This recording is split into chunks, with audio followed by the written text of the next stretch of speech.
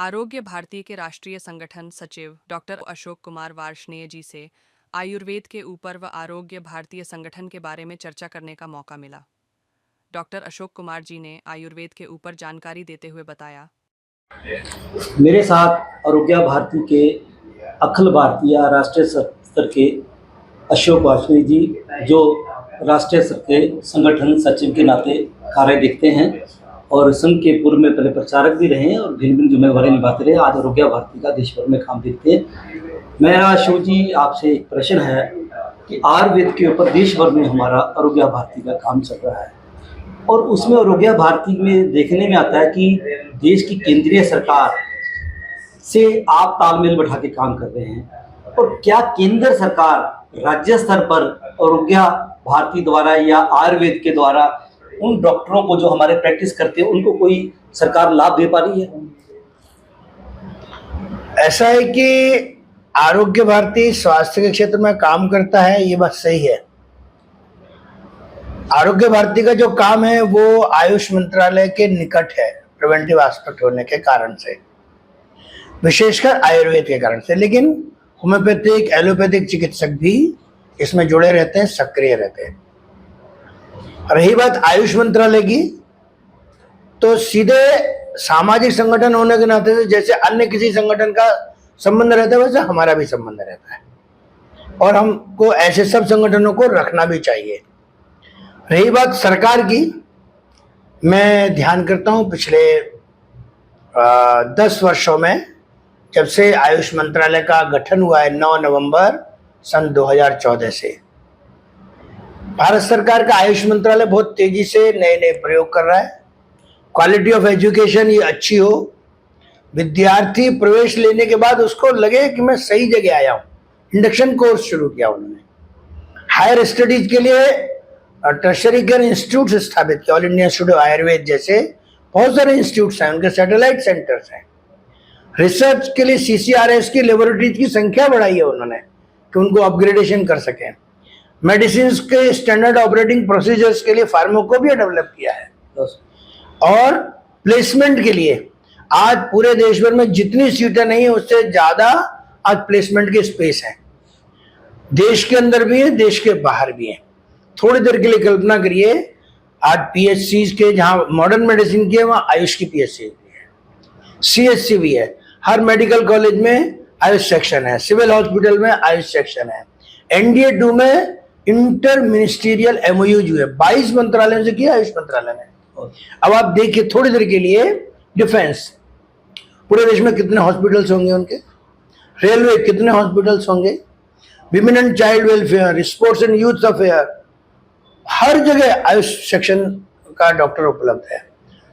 आयुष मंत्रालय ने प्रयत्न किया तो समाज में उसको प्रचारित प्रसारित करने के लिए, उपयोग करने के लिए, और जो आयुर्वेद से जुड़े लोग या आयुष से जुड़े लोग डेवलप हो रहे हैं उनको स्थान देने के लिए भी है कि जब डॉक्टर होगा तो तभी ना उसका उपलब्धि होगी। और इसीलिए देश के बाहर भी 33 देशों के साथ आयुष चर्च स्थापित किए सरकार ने। सरकार ने 2013 में UPA 2 में 500 करोड़ का बजट था, 169 करोड़ खर्च किए केवल। NDA 1 शुरू हुआ 2014 में 700 करोड़ दिए और अभी इस साल के बजट भाषण में 3712 करोड़ का प्रावधान आयुष मंत्रालय के लिए किया। रिसर्च वर्क, क्लिनिकल ट्रायल हो, ICMR के साथ CCRAS ने MOU किया। NIA जयपुर ने PhD की डिग्री CSIR के साथ कोलैबोरेशन किया है कि कैसे हम क्वालिटी PhD प्रस्तुत कर पाए। इतना ही नहीं, वर्ल्ड लेवल पर जाने के लिए जैसे 21 जून इंटरनेशनल डे ऑफ योगा है, वैसे ही अभी 23 सितंबर आ रहा है, हम धन्वंतरी जयंती मनाते हैं, आयुर्वेद दिवस के रूप में मनाते हैं। अभी तक हम हिंदी महीने के अनुसार बनाते थे, लेकिन अब वो वर्ल्ड लेवल पर जाना तो हमको एक डेट फिक्स करनी थी, तो आयुष मंत्रालय ने 23 सितंबर फिक्स किया आयुर्वेद दिवस के लिए। इस वर्ष से वर्ल्ड लेवल पर यह काम होगा और इसलिए आयुष मंत्रालय का आयुर्वेद के लिए बहुत बड़ा काम हो रहा है। पब्लिक में भी अवेयरनेस के लिए वो कोई ना कोई थीम देते हैं। जैसे एक बार थीम दी आयुर्वेदा फॉर पोषण। सामान्य व्यक्ति कैसे जाने कि वो जो भोजन कर रहा है उसमें आयुर्वेद का इन्वॉल्वमेंट है, बहुत या विद्यार्थी जो आयुर्वेद के सूत्र पढ़ रहा है उसका प्रैक्टिकल एप्लीकेशन क्या है, तो भोजन के रूप में है, तो ध्यान में आता है उनको। तो पब्लिक के लिए भी है, विद्यार्थी के लिए भी है, चिकित्सक के लिए भी है। बस एक ही चीज की आवश्यकता है, चूंकि भारतीय गणराज्य में हेल्थ ये स्टेट सब्जेक्ट है, केंद्र सुझाव दे सकता है, अप्लाई किनको करना है, स्टेट को करना है। इसलिए बहुत बार इसकी कठिनाई आती है। धीमे धीमे जैसे जैसे लोगों को समझ में आ रहा है, लोग इसके बारे में जागरूक हो रहे हैं।